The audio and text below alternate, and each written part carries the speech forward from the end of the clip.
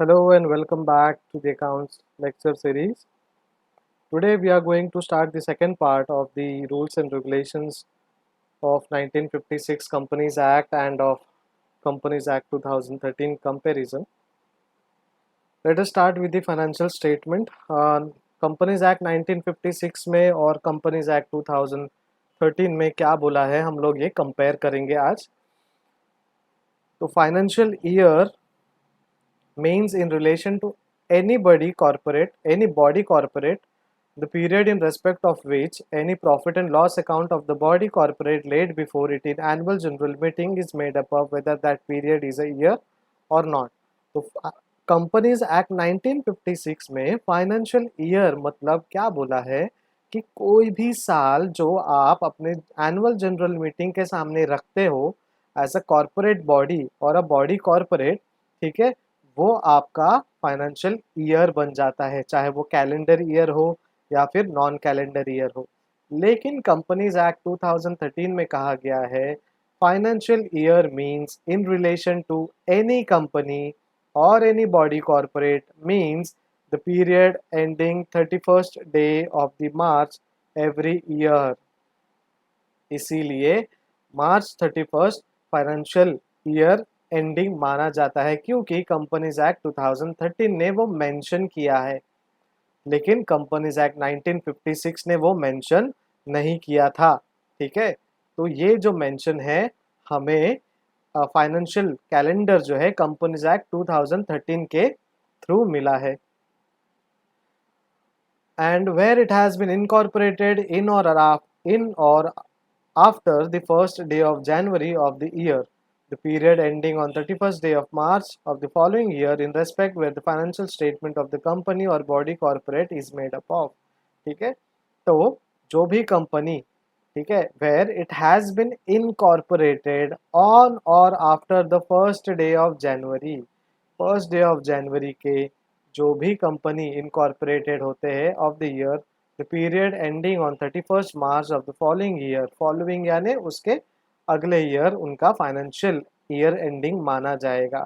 क्योंकि जनवरी फरवरी मार्च सिर्फ 3 महीने में आप अपने फाइनेंशियल स्टेटमेंट क्या बनाओगे, क्या फाइनेंशियल अकाउंट्स आप अपने मेंटेन करोगे. ठीक है, तो इसके लिए फॉलोइंग ईयर बोला है, मतलब 1 जनवरी के बाद 1 जनवरी 2020 ईयर में अगर आपने कंपनी स्टार्ट किया है, इनकॉर्पोरेट किया है, तो आपका 31 मार्च 2021 आपका फाइनेंशियल ईयर पूरा माना जाएगा. चेंजेस क्या है डेफिनेशन में? Now financial year can only be of April to March and only a company or body corporate which is holding a company or subsidiary company of a company incorporated outside India is required to follow a different financial year for consolidation of its accounts outside India may have different financial years subject to approval of tribunal. देखिए, India में financial year क्या बोला है? अप्रैल to मार्च बोला है, 1 अप्रैल to 31 मार्च. लेकिन अगर वो आउटसाइड इंडिया है तो they required to follow different financial year for consolidation of its accounts outside India. तो उनका जो फाइनेंशियल ईयर है वो अलग होगा. ठीक है, और उनको कंसोलिडेट करने के लिए आपको वो मैच करना पड़ेगा. ठीक है, may have different financial year subject to approval of tribunal के अप्रूवल के बाद ही वो फाइनेंशियल ईयर जो है माना जाएगा. समझिए, यूएस में कैलेंडर अलग चल रहा है, ठीक है, फाइनेंशियल ईयर का, और हमारे इधर जो है फाइनेंशियल ईयर का कैलेंडर अलग है. नॉट नेसेसरी यूएस में 31 मार्च ही एंडिंग होगा, ज़रूरी नहीं है. ये सिर्फ इंडियन कंपनीज एक्ट के हिसाब से हमने बनाया है. तो 31 मार्च जो है वो फाइनेंशियल ईयर एंडिंग हमने अकॉर्डिंग टू 2000 कंपनीज एक्ट माना है और एक्सेप्ट किया है. लेकिन बाहर का होगा तो वो ट्राइब्यूनल के परमिशन से हमको वो अप्रूवल लेना पड़ेगा कि वो दूसरा फाइनेंशियल ईयर है और कंसोलिडेशन के लिए हमको वो मैचअप करना है. सेकेंड चेंज क्या दिया है? A transition period of 2 year has been prescribed for companies existing on the commencement of this act to align their financial year to April March. Transition period दिया है 2 साल का. देखिए, कोई भी कंपनी फाइनेंशियल ईयर जो है वो देखकर नहीं चालू होती है. वो ये नहीं सोचती कि 1 अप्रैल को ही कंपनी चालू होगा या फिर अभी तो मार्च एंडिंग है तो हमें कंपनी नहीं चालू करना है. कंपनी कैलेंडर, फाइनेंशियल कैलेंडर हो या फिर एनुअल कैलेंडर हो हमारा जनरल, वो कोई भी कैलेंडर हो, उस हिसाब से वो चालू करेंगे। उनको जैसे आइडिया आया, उनको जैसे इम्प्लीमेंटेशन के लिए मौका मिला, जैसे रजिस्ट्रेशन हुआ, उस हिसाब से वो काम करेंगे। लेकिन ट्राइब्यूनल क्या कर रहा है, उनको ट्रांजिशन पीरियड दे रहा है 2 साल का। आपको 2 साल दिया जा रहा है और ये 2 साल में आपको आपके फाइनेंशियल स्टेटमेंट जो है, फाइनेंशियल एक्टिविटी जो है अलाइन करना है। किधर अलाइन करना है? मार्च टू अप्रैल के कैलेंडर में। 1 मार्च से आपका पहला ट्रांजैक्शन चालू होगा, 31 मार्च को आपका आखिरी कैलेंडर डे होगा। इसके बाद आपको फाइनेंशियल स्टेटमेंट जनरेट करना है। तो 2 साल आपको दिया है, 2 साल में आपको ये कैलेंडर ईयर जो है, फाइनेंशियल ईयर अलाइन करके चलना है।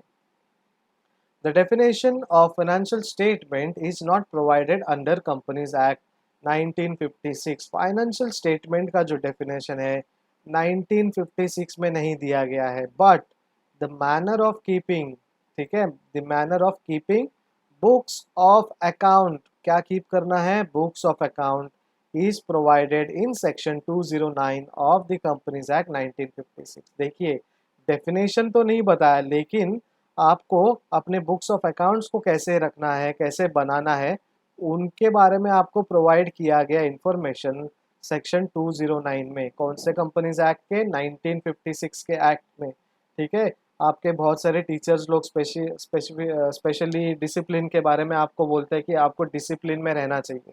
ठीक है, तो डिसिप्लिन में रहना चाहिए अकॉर्डिंग टू दिस।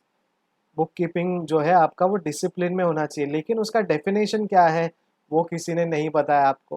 ठीक है, तो सेम सिनेरियो यहाँ पे भी है। Meaning of financial statement section 2 subsection 40 in related or in relation to company includes. ठीक है, in relation to company financial statement include balance sheet at the end of financial year. अब क्यों financial year दिया है? क्योंकि companies act 2013 ने mention किया है कि आपका 31 मार्च को फाइनेंशियल ईयर खत्म हो रहा है। ठीक है, statement of profit and loss for the financial year, again statement of profit and loss कभी देना है? फाइनेंशियल ईयर में। Cash flow not mandatory for small companies, OPCs and dormant companies. ठीक है, कैश फ्लो जो है वो मैंडेटरी नहीं है, इसलिए हम लोग क्या करते हैं फाइनेंशियल स्टेटमेंट में नॉर्मली कैश फ्लो नहीं देते। क्यों? Because it is not mandatory.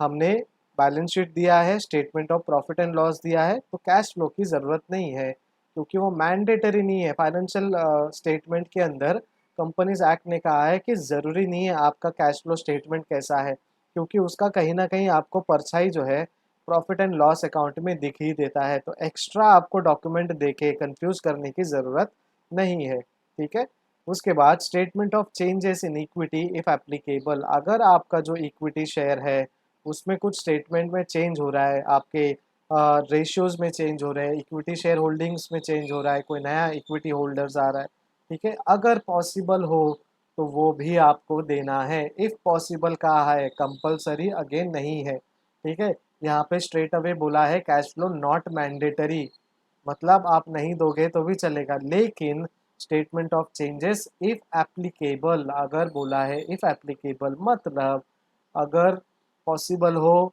तो दो। ठीक है, सेकेंडली कुछ चेंजेस हुए हैं तो आपको देना ही देना है। ठीक है, हम लोग बोलते हैं ना एडमिशन के टाइम पे, इफ़ यू आर इन क्या बोलते हैं, आपको अगर वो कास्ट सिस्टम जो है एप्लीकेबल होता है, if you are in caste system then you should, ठीक है, apply according to the rules and regulation. जो भी एप्लीकेबल है वो हमें बताना है। ठीक है, explanatory statement note annex to and forming part of financial statement. जो भी एक्सप्लेनेटरी नोट है वो आपको वहाँ पे एनेक्स करना है, अटैच करना है अपने फाइनेंशियल स्टेटमेंट के साथ में। अब चेंजेस क्या है 2013 में? The companies act 2013 provides that books of accounts में be kept in electronic form also. आप जो है books of accounts electronic form में भी बना के रख सकते हो। Every company shall now be required to prepare and keep financial statement other relevant books minutes register as its registered office. हर एक कंपनी को, ठीक है, अपने रजिस्टर्ड ऑफिस में अपने books of accounts, financial statements, relevant books, minutes registrar के पास रखने हैं। The term balance sheet Profit and loss account has been defined collectively as financial statement under the act. देखिए balance sheet plus profit and loss account को उन्होंने collectively एक साथ एक ही नाम दिया है फाइनेंशियल स्टेटमेंट। जब भी आपको किसी ने बोला कि प्रिपेयर फाइनेंशियल स्टेटमेंट, तो आप बैलेंस शीट भी बनाओगे, प्रॉफिट एंड लॉस अकाउंट भी बनाओगे, क्योंकि वो एक्ट में डिफाइन किया गया है। Cash flow statement and statement showing changes in equity if applicable of the company also form the part of same. तो फाइनेंशियल स्टेटमेंट में कैश फ्लो भी हो सकता है, और इक्विटी चेंजेस कुछ हुआ है तो अगर चेंजेस हुए हैं, ठीक है, तो आपको वो फाइनेंशियल स्टेटमेंट का पार्ट बनाना है। अब उन्होंने बोला है स्मॉल कंपनीज के बारे में, ठीक है। तो small companies not defined under companies act 1956 as per section 2 subsection 85 of the companies act 2013। Small company means a company other than a public company, ठीक है। तो स्मॉल कंपनी मतलब company which is not a public company. Paid up share capital does not exceed ₹50 lakh और such higher amount as may be prescribed which shall not be more than 5 crore. जो paid up capital है वो exceed नहीं करना चाहिए 50 lakhs, और higher amount में भी प्रिस्क्राइब्ड क्या है 5 करोड़, तो 50 लाख और 5 करोड़ के अंदर होना चाहिए। Turnover as per its last statement of profit and loss does not exceed 2 crore. जो भी टर्नओवर है उनका, प्रॉफिट हो या लॉस हो, 2 करोड़ से ज़्यादा नहीं होगा, इसलिए वो स्मॉल कंपनी है। सच हायर अमाउंट में as be prescribe we shall not be more then 20 crore. अगर इससे ज़्यादा हायर अमाउंट है तो वो 20 करोड़ का है। तो small company is of turnover of 2 crore, between 2 crore and 20 crore, ठीक है। उसका minimum is 2 crore and maximum is 20 crore. तो स्मॉल कंपनी के अंदर दो क्लॉज, तीन क्लॉज और दिए हैं। This clause shall not apply to, ये जो क्लॉज है अप्लाई नहीं होंगे होल्डिंग कंपनी और सब्सिडरी कंपनी को। जो 50 लाख और हमने 2 करोड़ 20 करोड़ के बारे में बात की, वो होल्डिंग कंपनी और सब्सिडरी कंपनी के लिए अप्लाई नहीं होता है। A company registered under section 8 formation for charitable objects, जो भी रजिस्टर्ड कंपनी है अंडर सेक्शन 8 जो चैरिटेबल ऑब्जेक्टिव्स में आते हैं, उनके लिए भी एप्लीकेबल नहीं है। Company or body corporate govern by any special act, कोई भी स्पेशल एक्ट से कंपनी या कॉर्पोरेट बॉडी गवर्न है तो वो भी ये रूल्स एंड रेगुलेशंस जो स्मॉल कंपनी का रूल है वो एप्लीकेबल नहीं होता। Requirement of financial statement section 129, section 129 में कहा गया है रिक्वायरमेंट ऑफ फाइनेंशियल स्टेटमेंट। अब ये फाइनेंशियल स्टेटमेंट का रिक्वायरमेंट क्या है? The financial statement shell give a true and fair view and comply with years and shall be in the form provided in schedule 3, ठीक है। तो एज पर द स्टैंडर्ड होना चाहिए और कंप्लाई करना चाहिए ट्रू एंड फेयर व्यू को। The financial statement laid in the annual general meeting with in 6 months from the end of the financial year, ठीक है। तो जो एनुअल जनरल मीटिंग है, आपका जो फाइनेंशियल स्टेटमेंट है shall be laid in the annual general meeting with in 6 month from the end of the financial year. जो end of the financial year है उसके पहले देना है। जैसे कि 31 मार्च को आपका फाइनेंशियल ईयर खत्म हो रहा है, तो 31 मार्च से लेके 6 महीने के अंदर तक एनुअल जनरल मीटिंग आपको रखनी है और उसमें फाइनेंशियल स्टेटमेंट आपको ऑडिटेड फाइनेंशियल स्टेटमेंट देना है। The holding company shall in addition prepare a consolidated financial statement of the company along with its subsidiary associates and joint venture and lay before the AGM। जो holding company है in addition prepare करे वो अपना consolidated financial statement, ठीक है, और company के subsidiaries associates and joint venture के साथ वो एनुअल जनरल में अपने रिपोर्ट्स रखे। कंसोलिडेटेड फाइनेंशियल स्टेटमेंट सीएफएस का फुल मतलब क्या है?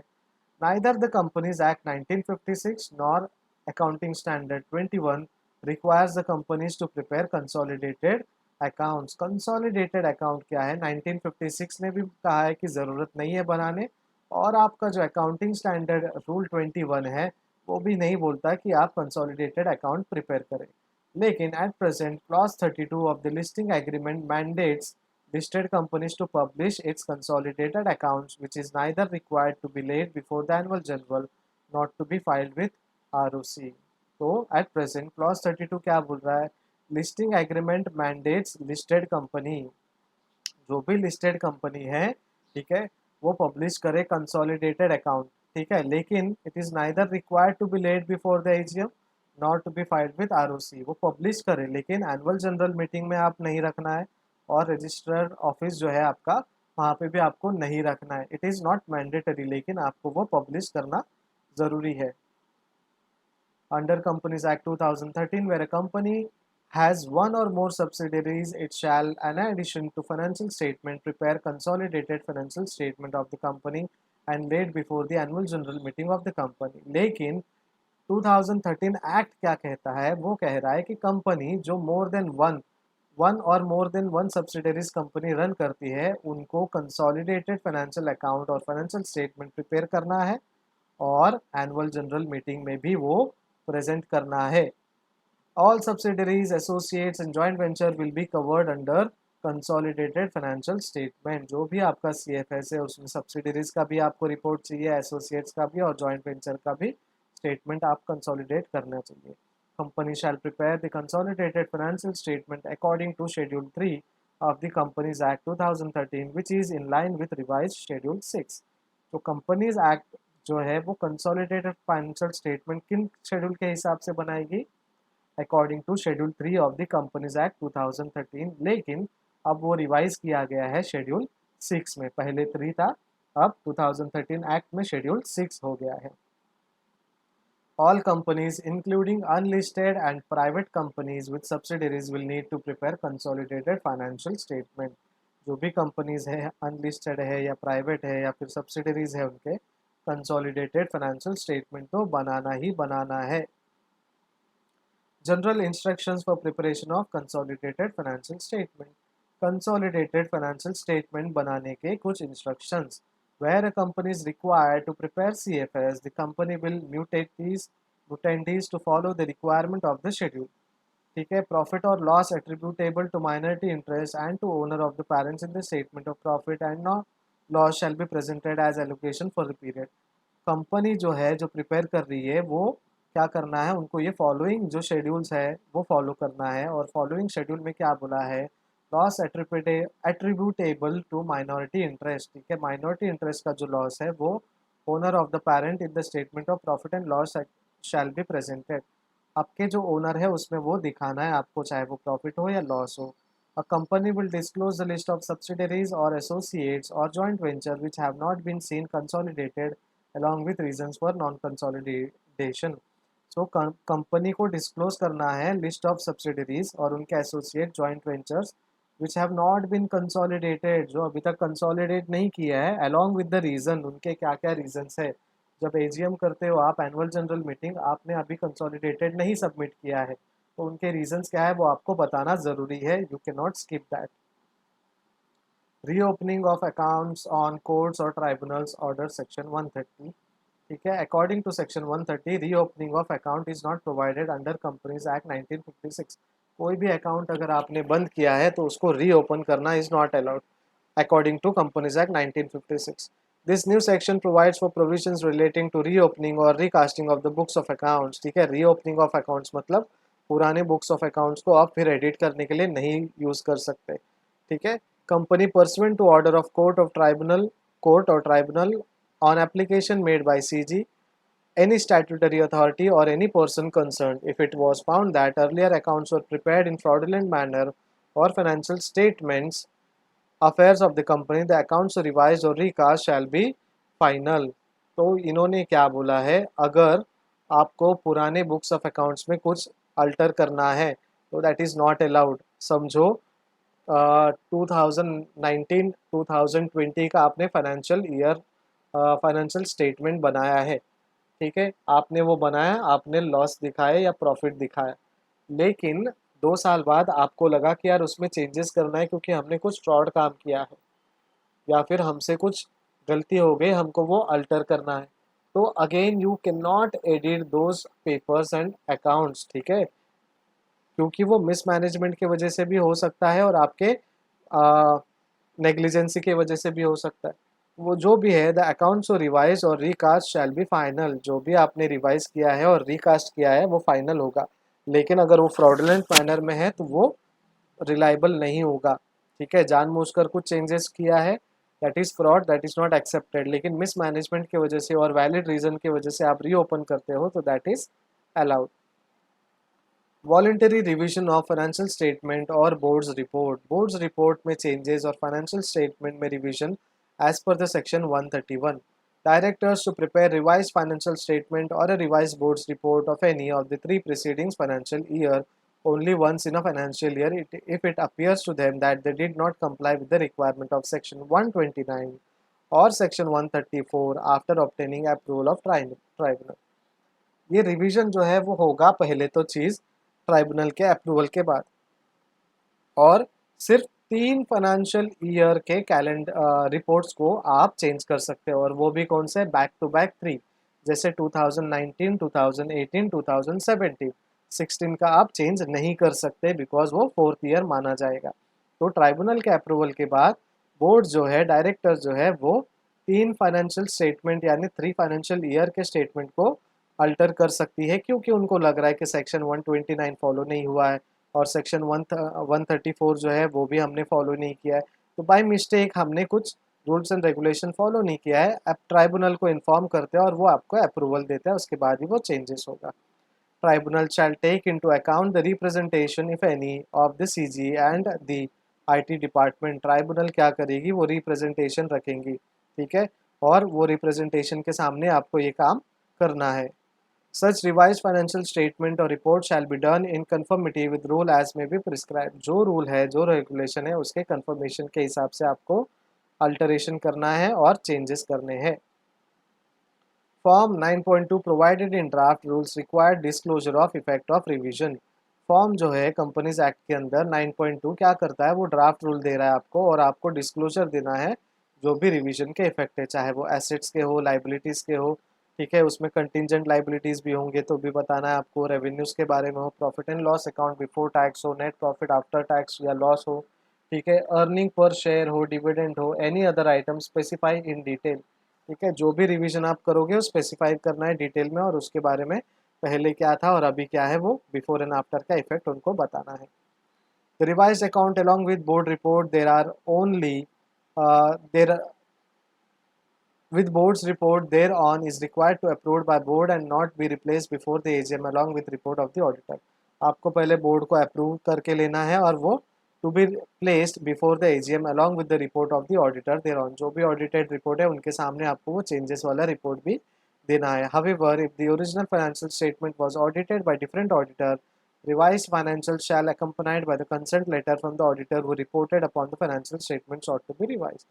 अगर आपने जो ओरिजिनल डॉक्यूमेंट है वो किसी और ऑडिटर से ऑडिट करवाया है, तो जो नए ऑडिटर है उनका फाइनेंशियल स्टेटमेंट में रिवीजन वाला जो लेटर है ऑडिटर का वो रिक्वायर्ड है, और पुराने ऑडिटर से भी आपको लेटर लेना है कि कंप्लाइंस जो है हमने कुछ फॉलो नहीं किया था कंपनी ने, तो इस वजह से वो रिवीजन उनको करने के लिए बोला है.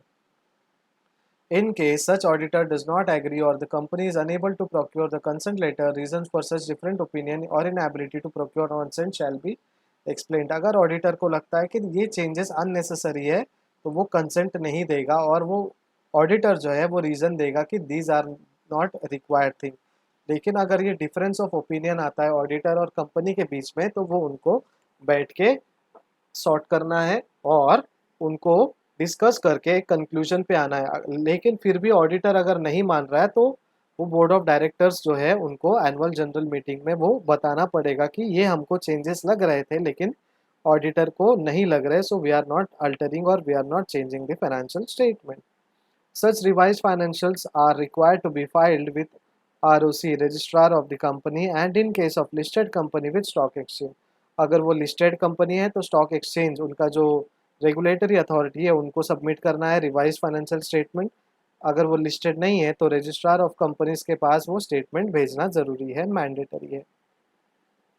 Constitution of national financial reporting authority section 132. So as per section 132 constitute करना है आपको नेशनल फाइनेंशियल रिपोर्टिंग अथॉरिटी. अब ये नेशनल फाइनेंशियल रिपोर्टिंग अथॉरिटी क्या करता है, this section provides that CG may by notification constitute the NFRA, that is national financial reporting authority, to advise on accounting standard, auditing standards. ठीक है, तो accounting standard को वो एडवाइस करेगा, standards of auditing आपको बताएगा, और वो मॉनिटर करेगा, एनफोर्स करेगा और कंप्लाइंस करेगा और देखेगा कि आपका जो क्वालिटी ऑफ सर्विस है, जो एसोसिएटेड प्रोफेशनल है, वो सही से काम कर रहे हैं या नहीं कर रहे, ठीक है। The authority shall have power to investigate the matter of misconduct committed by any member of ICAI. ICAI मतलब चार्टर्ड अकाउंटेंट और any other prescribed profession and pass order which may be appealed to appellate authority to be constituted by CG, ठीक है।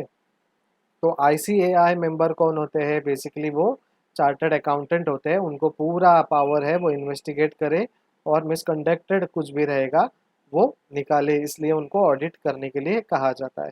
Qualifications, terms and conditions of appointment of the chairperson and member of the appellate authority have also been provided. तो इसमें उन्होंने बताया है कि qualification क्या होना चाहिए एपलेट अथॉरिटी मेंबर्स का, कंडीशंस क्या होना चाहिए अपॉइंटमेंट का, उनका टर्म्स कितना होना चाहिए, टर्म यानी नंबर ऑफ ईयर्स कितने साल वो काम करेंगे। CG to prescribed AS, ठीक है। This section provides that the CG may, after consultation with NFRA, prescribe the accounting standard recommended by the ICAI for adoption by the company, ठीक है। According to section 131, CG का क्या काम है? वो accounting standard जो है वो आपको रेफर करे। As per Rule 7 of Companies Account Rules 2014, accounting standard prescribed under Companies Act 1956 shall be deemed to be the accounting standard until accounting standards are notified under Section 133। जब तक 133 के अंदर नया अकाउंटिंग स्टैंडर्ड नोटिफाई नहीं होता, तो वो companies act या फिर अकाउंटिंग स्टैंडर्ड 1956 में जो फॉलो किया जाता था वो फॉलो करना है। अगर सेक्शन 133 में कुछ नोटिफाई हुआ, चेंजेस हुआ, तो वो नए रूल्स के हिसाब से अप्लाई होंगे। Following areas are applicable to all companies without exception. सारे कंपनीज को ये फॉलोइंग अकाउंटिंग स्टैंडर्ड एप्लीकेबल है। अब जितने भी अकाउंटिंग स्टैंडर्ड आपको स्क्रीन में दिखेंगे, आपको लिखना है, याद रखना है, ठीक है, क्योंकि ये बहुत इंपॉर्टेंट है और इसके हिसाब से हमको क्वेश्चंस भी आते हैं, चाहे वो ट्रू और फॉल्स हो, फिल इन द ब्लैंक्स हो, आंसर इन वन सेंटेंस हो या फिर शॉर्ट नोट्स हो, तो आपको अच्छे से याद रखना है। इनके मीनिंग याद रखेंगे तो भी चलेगा, ठीक है, इन डिटेल हम लोग बाद में कवर कर सकते हैं इसको। अकाउंटिंग स्टैंडर्ड 1, इन शॉर्ट हम पढ़ेंगे AS1। So AS1 disclosure of accounting policies, आपने कौन सा अकाउंटिंग पॉलिसीज यूज़ किया है। AS2 valuation of inventory, inventory का वैल्यूएशन, स्टॉक का वैल्यूएशन कैसे किया है। AS4 contingencies and events occurring after balance sheet, balance sheet के बाद कुछ कंटिजेंसीज हुआ, कुछ इवेंट्स आए, बहुत सारा पैसा आया बैलेंस शीट प्रिपेयर होने के बाद, तो वो AS4 में मेंशन किया है कैसे लिखना है। AS5 net profit or loss for the period, prior period items and changes in accounting policies। Net profit बना रहे हो, चेंजेस इन पॉलिसीज कुछ है अकाउंटिंग पॉलिसीज, तो वो कैसे करना है। डेप्रिसिएशन का accounting according to as per accounting standard 6, आपको डेप्रिसिएशन अकाउंटिंग कैसे करना है। AS7 construction contracts, AS9 revenue recognition, AS10 accounting for fixed asset, AS11 the effect of changes in foreign exchange rate, AS12 accounting for government grants, AS13 accounting for investments, AS14 accounting for amalgamation, AS16 borrowings, AS18 related to party transactions। तो इतने सारे transactions आपको ध्यान देने हैं, accounting standard ध्यान देने हैं। AS22 accounting for taxation on income, AS24 discontinuation or discontinuing operations, AS12 intangible assets।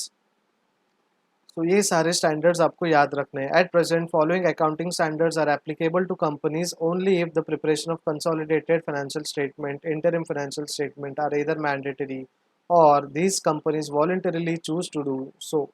However, till the time IND-AS are notified, companies required to prepare consolidated FS would have to follow। तो India में, ठीक है, जो भी accounting standard है वो following standard के हिसाब से होगा। जब कंसोलिडेटेड फाइनेंशियल स्टेटमेंट या फिर इंटरिम फाइनेंशियल स्टेटमेंट मैंडेटरी है, तब ये सारे एडिशनल स्टैंडर्ड्स हमको देखने हैं। 21 consolidated financial statement, 23 accounting for investment in association, 27 financial reporting of interest in joint venture, 25 interim financial reportings। Following standards are not applicable to SMC in its entirely, ठीक है, entirety। तो following application जो है small medium companies जो है उनको applicable नहीं होता। कौन से? AS3 cash flow, AS17 segment reporting. So small medium companies as per accounting standard rule 2006 are the companies whose equity or debt securities are not listed on any stock exchange or not in process of listing, which is not bank, financial institution or an insurance company। तो small medium companies कौन से हैं जिनका equity और debt securities listed नहीं है और वो बैंक, फाइनेंशियल इंस्टीट्यूशन और इंश्योरेंस कंपनी नहीं है। Whose turnover excluding other income does not exceed 50 crore in immediately preceding previous year, which does not have borrowing include public deposit in excess of 10 crore, which is not holding or subsidiary of a company, which is not SMC। ठीक है, तो 50 करोड़ का उनका income नहीं होना चाहिए preceding year में, 10 करोड़ के बोरोविंग्स भी नहीं होने चाहिए और वो होल्डिंग और सब्सिडरी नहीं होनी चाहिए। Following standards are applicable to SMCs with certain exemptions. हमको सिर्फ ये याद रखना है कि अकाउंटिंग स्टैंडर्ड कौन से है। ये जो पैरा ऑफ एग्जेम्पशंस है वो ज़्यादा अगर याद नहीं रखोगे तो भी कोई इश्यूज़ नहीं है। हमको बस ये ध्यान देना है अकाउंटिंग स्टैंडर्ड कौन सा है। तो AS15 employ benefit, AS19 leases, AS20 earning per share. ठीक है, AS28 impairment of asset, AS29 provisions, contingent liabilities and contingent assets। Though MCA has issued 35 Indian accounting standard in February 2011, yet they are not notified। 35 Indian accounting standard 2011 में issue किया है लेकिन notification उसका आया नहीं है। मतलब इशूड है, वो अप्लाई करना है नहीं करना है उसके बारे में कुछ बताया नहीं है।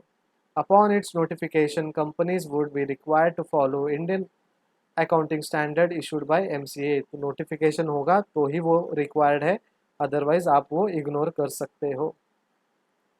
BOD shall approve FS section 131। Board of directors जो है वो अप्रूव कर सकते हैं फाइनेंशियल स्टेटमेंट को as per the section 134। This section provides that the financial statement includes CFS should be approved by the board of director before they are signed and submitted to auditor। ठीक है, board of director approve करने चाहिए sign auditor के signature या submission के पहले। The boards report and auditors report are to be attach with every financial statement before it is assured. तो board of director का जो रिपोर्ट है, ऑडिटर का रिपोर्ट है, वो अटैच होना चाहिए हर फाइनेंशियल स्टेटमेंट के अंदर बिफोर वो इशू हो। ठीक है, बिफोर देयर इशू, पब्लिक में इशू करने से पहले वो अटैचमेंट होना चाहिए। Boards report section 134। Financial statement shall be signed by at least the chairperson of if authorized by board or by at least two director, one whom shall be managing and CEO if he is a director of the company, and CFO and company secretary wherever they are appointed in case of OPC only by one director। Financial statement क्या है, कम से कम 2 director को sign करना चाहिए। अगर 2 director नहीं है तो एक मैनेजिंग डायरेक्टर, एक CEO या फिर चीफ फाइनेंशियल ऑफिसर जो है वो भी साइन कर सकता है, या कंपनी सेक्रेटरी जो है वो भी साइन कर सकता है। लेकिन OPC कंपनी होगी तो एक डायरेक्टर के सिग्नेचर से काम होगा। Board report to contain following information. Board report में क्या क्या होना चाहिए? Extract of the annual return as prescribed under section 92 form MGT। ठीक है, फॉर्म MGT 9 जो है वो उसके हिसाब से वो डिटेल्स होने चाहिए। नंबर ऑफ बोर्ड मीटिंग कितने हुए, डायरेक्टर रिस्पॉन्सिबिलिटी स्टेटमेंट क्या है, डिक्लेरेशन बाय इंडिपेंडेंट डायरेक्टर कितना है। ठीक है, companies policy on directors appointment, remuneration, वो सब क्या है, नॉमिनेशन कैसे किया उनका, रेमुनरेशन कमेटी कौन सी है। ठीक है, explanation comments by board on every qualification, reservation, adverse remark on disclaimer made by auditor in his audit report, company secretary in his secretarial audit report. जो भी रिपोर्ट में आपको कमेंट्स एक्सप्लेनेशन चाहिए वो मेंशन होना चाहिए बोर्ड रिपोर्ट में। Loans के बारे में, गारंटीज़ के बारे में, इन्वेस्टमेंट के बारे में अंडर सेक्शन 186 के हिसाब से आपको वो इन्फॉर्मेशन प्रोवाइड करना है। कॉन्ट्रैक्ट के पर्टिकुलर्स क्या है, उनके अरेंजमेंट्स कैसे किया आपने, जो भी एग्रीमेंट किया है उनके अंदर पार्टीज़ कौन है। Form AOC 2 pursuant rule 8 sub section 2 और सब रूल 2, उसके हिसाब से आप कंप्लाइंस हो कि नहीं हो। State of the companies affair कैसा है, the amount if any which it propose to carry to any reserve, कोई रिजर्व में एक अमाउंट ट्रांसफ़र करना है तो उनके रीजंस क्या है। Amount of if any which it recommends should be paid by way of dividend, dividend से पे करना है आपको तो कितना पे करोगे, क्या रूल्स एंड रेगुलेशन है, ये बोर्ड आपको रिपोर्ट में देना है, बोर्ड रिपोर्ट में मेंशन करना है। material changes and committee affecting company's financial position between previous year and current year and date of report. Basically previous year आपका कमिटी और मटेरियल चेंजेस कैसे थे और ये साल में क्या क्या चेंजेस हुए.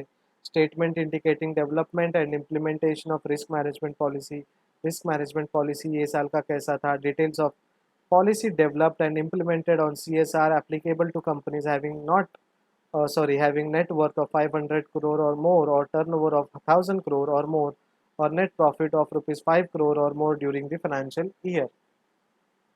So जो डिटेल ऑफ पॉलिसीज़ है डेवलप्ड इम्प्लीमेंटेड है कंपनी या कॉरपोरेट सोशल रिस्पॉन्सिबिलिटी में वो आपको मेंशन करना है. जिनका नेटवर्थ 500 करोड़ या उससे ज़्यादा है या टर्नओवर जो है 1000 करोड़ या उससे ज़्यादा है या फिर उनका नेट प्रॉफिट जो है 5 करोड़ या उससे ज़्यादा आ रहा है तो वो पॉलिसी आपको मेंटेन करना है, डेवलप करना है. For listed companies and prescribed companies, a statement of manner of annual evaluation of its own performance, its committees and individual directors. तो listed companies के लिए उनका कंपनी का statement, manner of annual evaluation कैसा हुआ और उनके इंडिविजुअल डायरेक्टर्स जो है उनके कमिटी का रिपोर्ट भी मेंशन करना है. Directors responsibility statement to contain the following additional statement. और डायरेक्टर्स एडिशनल स्टेटमेंट क्या देने चाहिए. Laying down of internal financial control in case of listed company. Listed company है तो इंटरनल फाइनेंशियल कंट्रोल आपका कैसा चल रहा है. Devising proper system to ensure compliance of all applicable law. जो भी एप्लीकेबल लॉ है उसको आपने डिवाइस किया है, यूज़ किया है क्या प्रॉपर सिस्टम में. ठीक है, अगर नहीं किया है तो क्यों नहीं किया है, क्यों पॉसिबल नहीं हुआ. Company no longer required to disclose following in the director report. Company अभी ये जो फॉलोइंग चीज़ें वो रिपोर्ट में नहीं लिखेंगे तो भी चलेगा. ठीक है, क्या क्या नहीं लिखना है. Non completion of buyback with in time period of specified in the bill. Company अगर बायबैक करती है, कोई शेयर्स रिटर्न लेती है लेकिन वो टाइम पे नहीं हुआ तो उसके रीजंस नहीं देने. That is your internal part, आप कभी भी कर सकते हो. Details of employees in receipt of remuneration not less than the prescribe rate of remuneration. Government के रेमुनरेशन के हिसाब से अगर आप अपने कंपनी में एम्प्लॉयज़ को कम सैलरी दे रहे हो तो उसके बारे में भी आपको बताना ज़रूरी नहीं है. That is again your internal part. Section 136 of the Act provides for circulation of financial statement and in case of listed companies preparation and manner of circulation of abridged financial statement. So Section 136 क्या बता रहा है. ये provide करता है circulation of financial statement. Financial statement को आप कैसे सर्कुलेट करोगे और इन केस अगर लिस्टेड कंपनी है तो उसका प्रिपरेशन, उसका मैनर ऑफ सर्कुलेशन बताएगा. ठीक है, तो ये सेक्शन क्या करता है वो ध्यान देना है हमें सिर्फ. Copy of financial statement to be filed with registrar. Company registrar को कंपनी के फाइनेंशियल स्टेटमेंट का एक कॉपी भेजना है. कौन से सेक्शन के under. Under section 137. This section provides that copy of financial statement auditors report shall be filed with registrar within 30 days. कितने दिन के अंदर देना है. 30 days of financial statement. In case company does not hold an AGM or the AGM has been adjourned in any year, statement of fact and reasons along with FS and attachment has to be filled with registrar. अगर लगे company ने annual general meeting नहीं लिया या possible नहीं है तो आपको उसके रीजंस के साथ फाइनेंशियल स्टेटमेंट अटैच करके रजिस्ट्रार को भेजना है. जैसे कि अभी 31 मार्च को फाइनेंशियल स्टेटमेंट ख़त्म हुआ लेकिन उसके बाद भी कोरोना चल रहा है. तो ये पैंडेमिक में हम लोग कैसे मीटिंग अरेंज करेंगे. अगर आपको लाखों लोगों को एक साथ ऑनलाइन लेकर मीटिंग अरेंज करना है तो भी आपको सिस्टम लगेगा, सर्वर लगेगा, लेकिन वो सर्वर रन करने के लिए आपको लोग लगेंगे जबकि लोग यहाँ पे क्वारंटाइन है और प्रिकॉशन के लिए सेल्फ क्वारंटाइन है, भले उनको कोरोना हो या ना हो. ठीक है, तो इस वजह से आपको क्या करना है. अभी ये साल में सारी कंपनीज क्या करेंगे, रीजंस देंगे. ड्यू टू कोविड-19 और due to the current pandemic in the year 2020 हमने एनुअल जनरल मीटिंग अरेंज नहीं किया है और मैं भी आने वाले 6 महीने तक शायद मुश्किल लग रहा है. तो ये हमारा फाइनेंशियल स्टेटमेंट है, ऑडिटेड फाइनेंशियल स्टेटमेंट है. आप अपने पास सबमिट करके रखो, जब भी पॉसिबल होगा एजीएम हम लोग करेंगे. In case the accounts are not adopted at AGM or adjourned meeting, the unadopted account shall be filed with ROC. Annual general meeting में वो चाहे फाइनेंशियल स्टेटमेंट अडॉप्ट किया हो या अनएडॉप्टेड हो, एक्सेप्ट किया हो या नहीं किया हो, फिर भी आपको रजिस्ट्रार ऑफ कंपनीज के पास वो रिकॉर्ड देना है till final accounts are filed. जो भी फाइनल अकाउंट्स है वो अप्रूव होकर फाइल नहीं होता तब तक. One person company OPC is required to file the FS with registrar within 180 days. ठीक है, सोल ट्रेडिंग कंपनी है, वन पर्सन कंपनी है तो 180 डेज है. अगर लिस्टेड कंपनीज है, कॉर्पोरेट कंपनीज है तो उनको 30 डेज की ज़रूरत है। Every company at the time of filing their affairs with registrar shall also have to attach the account of its subsidiaries which have been incorporated, ठीक है, outside India. Subsidiaries companies outside India incorporate किया है तो उनका भी reports आपको submit करना है साथ में। तो ये था आपका आज का लेक्चर। कोई भी डाउट हो आपको, मेल टू premsir@gmail.com में आपको मेल करना है। अगर आप व्हाट्सएप ग्रुप में हो तो आप व्हाट्सएप ग्रुप में भी मैसेज कर सकते हो कि सर ये सो एंड सो कंसेप्ट नहीं समझा। अगर आप व्हाट्सएप ग्रुप में एक्टिव नहीं हो तो आपको सिर्फ इतना काम करना है, सब्सक्राइब करो, बेल आइकन को टर्न करो, क्योंकि आप आपका डेटा जो है व्हाट्सएप में नहीं यूज़ करना चाहते या फिर आपको व्हाट्सएप में एक्टिव नहीं दिखना है तो डायरेक्टली यूट्यूब आपको नोटिफिकेशन देगा और वो नोटिफिकेशन से आप ये पूरा लेक्चर सुन सकते हो। तो ये लेक्चर सीरीज़ जो है जब तक कॉलेज रिज्यूम नहीं होता तब तक चालू रहेगा और शायद उसके बाद भी चालू रह सकता है। तो स्टे ट्यून्ड, कीप लर्निंग। जितने भी रूल्स एंड रेगुलेशंस बोले हैं सबके नोट्स आपको मेंशन करना है, ठीक है, नोट्स आपको बना के रखना है। सो नोट्स बनाइए, पढ़ाई करते रहिए। Thank you so much.